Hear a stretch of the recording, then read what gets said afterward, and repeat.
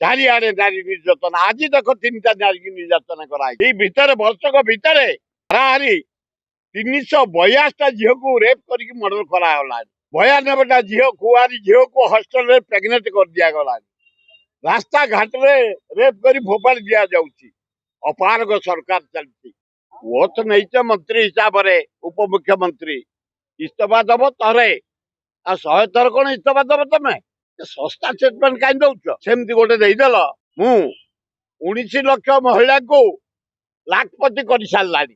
ତମରି ସେଣ୍ଟର ମନ୍ତ୍ରୀ ଆର୍ଡି ମନ୍ତ୍ରୀ କହିଲେ ଲୋକସଭାରେ ଆଜି ପର୍ଯ୍ୟନ୍ତ ଆମେ 9 ଲକ୍ଷ ଲୋକଙ୍କୁ ଦେଇଛୁ। ତାମାନେ 10 ଲକ୍ଷ କୁଆଡେ ଗଲେ? ହଏ ପ୍ରଭାତ ପରିଡ଼ା ଓ ଉପମୁଖ୍ୟମନ୍ତ୍ରୀ ମହୋଦୟା କୁଆଡେ ଗଲା? ହେ 10 ଲକ୍ଷ କଞ୍ଚା ମିଛ ବାହାପିଆ କଥାବାର୍ତ୍ତା କରନି। ଆସିଛ ଫାର୍ଷ୍ଟ ଟାଇମ ବିଧାନସଭା ଦେଖିନଥିଲ କେବେ? ବିଧାୟକ ଗଲ ତମ ଭାଗ୍ୟରେ ଅଛି ଉପମୁଖ୍ୟମନ୍ତ୍ରୀ। ଲୋକଙ୍କ କାମ କର। ଏ ହାୱା କଥାବାର୍ତ୍ତା କରନି, ପବନା କଥାବାର୍ତ୍ତା କରନି।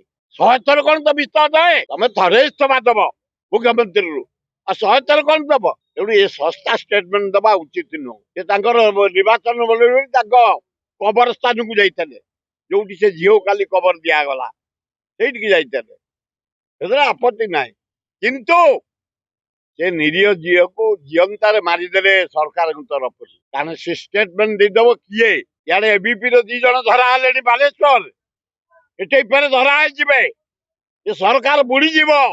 ଅପାରଗ ସରକାର, ବିଜେପି ସରକାର, ଆଇନ ଶୃଙ୍ଖଳା ବିପଦ, ଚାରିଆଡେ ନାରୀ ନିର୍ଯାତନା। ଆଜି ଦେଖ 3ଟା ନାରୀ ନିର୍ଯାତନା କରାଯାଇଛି। ଏଇ ଭିତରେ ବର୍ଷକ ଭିତରେ ହାରାହାରି 382ଟା ଝିଅକୁ ରେପ୍ କରିକି ମର୍ଡର କରାଗଲାଣି। 92ଟା ଝିଅ କୁଆରୀ ଝିଅକୁ ହଷ୍ଟେଲରେ ପ୍ରେଗନେଣ୍ଟ କରିଦିଆଗଲାଣି। ରାସ୍ତା ଘାଟରେ ରେପ୍ କରି ଫୋପାଡ଼ି ଦିଆଯାଉଛି। ଅପାରଗ ସରକାର ଚାଲିଛି। ତେଣୁ ମୁଁ ସେଥିରେ କହିବାକୁ ଚାହେଁ ନା, ଖାଲି ଆପଣଙ୍କ ଜରିଆରେ ମୁଁ କହିଦେବାକୁ ଚାହେଁ, ମହାନଦୀ ଟ୍ରିବ୍ୟୁନାଲ ଗଢିଲା, ଇଏ ଗଢିବ। କୌଣସି ଭାରତ ବର୍ଷରେ କେବେ ଟ୍ରିବ୍ୟୁନାଲ କିଛି ଡିସିସନ ଦେଇନି। 3 ଜଣ ରିଟାୟାର୍ଡ ଜଜ ସେ କଣ ଡିସିସନ ଦେବେ? ଛତିଶଗଡ଼ ହାରାହାରି 80,000 କୋଟି ଖର୍ଚ୍ଚ କରି ସେଠେଇ ବନ୍ଧ ପକେଇଛି। 11ଟା ବନ୍ଧ। ସେଇ ପାଣି ବନ୍ଦ କରିଦବ? ପାଣି ଛାଡ଼ିଦବ? ଏତେ ପଇସା ଖର୍ଚ୍ଚ କରିଛି ସେ, ତା ଜଳସେଚନ, ତା ଶିଳ୍ପ ଚଲେଇବା ପାଇଁ। ଏବଂ ଟ୍ରିବ୍ୟୁନାଲ କରିଦବ ଅର୍ଡର? କେବେ ହେଇଛି ଭାରତ ଇତିହାସରେ?